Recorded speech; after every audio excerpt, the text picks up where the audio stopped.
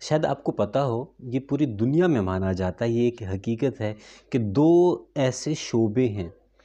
جو کہ بہت مشکل ہیں، اس کے لیے بہت زیادہ سکلز کی ضرورت ہوتی ہے، بہت زیادہ مہارتوں کی ضرورت ہوتی ہے اور صبر کی ضرورت ہوتی ہے۔